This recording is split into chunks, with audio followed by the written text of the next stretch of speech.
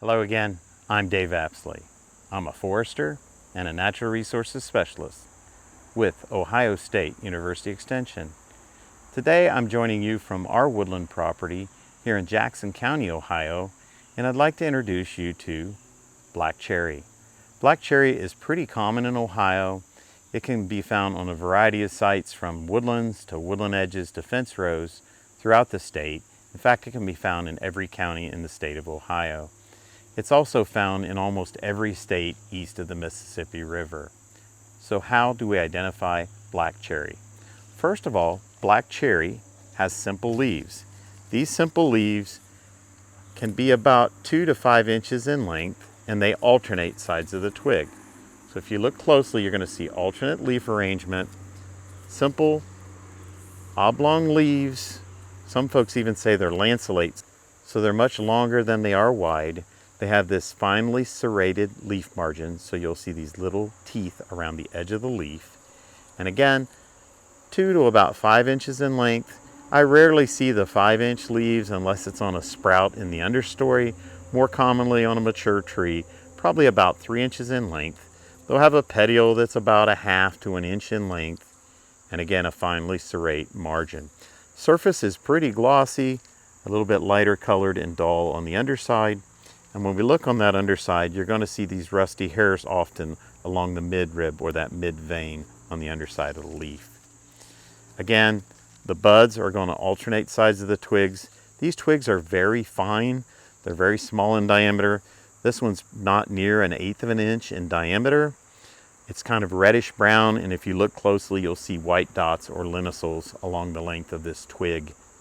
If you scratch that twig and expose the green cambium underneath and smell it, it's got a really distinct bitter almond smell, which is a great ID characteristic for Prunus serotina or black cherry. Again, a bitter almond odor to the twig. Buds are very small and inconspicuous, maybe up to about 1/5 of an inch in length, and they're kind of reddish brown as well. In the spring, they're going to form these clusters of small flowers.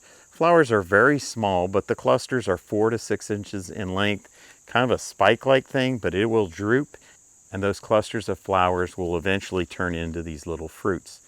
The cherries are drupes. They have a single seed in the middle. They're fleshy.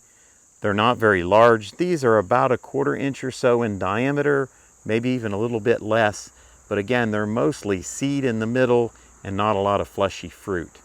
They are good for wildlife, they're highly preferred, and as soon as they turn that blackish color and become ripe, they pretty well disappear. The ones that are left on these spikes are still pretty reddish in color. As far as the bark, it's very unique as well. When it's rainy or damp out, it's probably the darkest bark you'll see out in the woods, and it forms these little plates. Some folks say they look like burnt potato chips or burnt cornflakes, but they're small, flaky plates of bark. And then you'll notice they vary in shape and size. Down here on the trunk, as we get out on the branches, the bark is a little bit smoother, but you'll see these horizontal lines, which are the lineacles, that occur along the bark on the branches and on small trees. The wood of black cherry is absolutely stunning. You'll have some distinct lighter colored sapwood. The heartwood eventually turns a very lustrous reddish color, and it makes it a highly prized hardwood species. As I mentioned earlier, it can become a fairly large tree.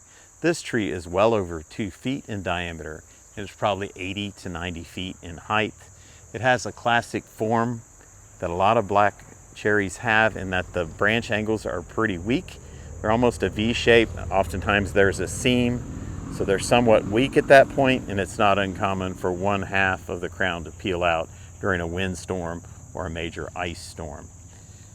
Black cherry also is spread by birds, as I mentioned, so you'll often find it along fence rows, which makes it a concern for farmers who have livestock, because if a lot of the foliage is consumed by livestock, it can actually poison and even kill livestock.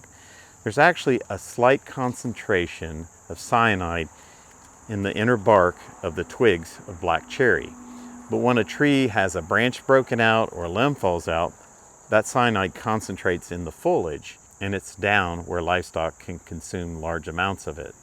So if they consume too much of it, it can actually be a problem with cattle and even horses. So if you're a farmer, you have these along your fence rows, be sure to keep an eye on them, especially after storm events, or you may want to consider removing those that are in the pastures or along the edges of your pastures. But again, black cherry is a wonderful species. The wood is highly prized, and it's a pretty common tree here in Ohio. Thanks so much for your time, and please take at least part of your day to enjoy it in the woods.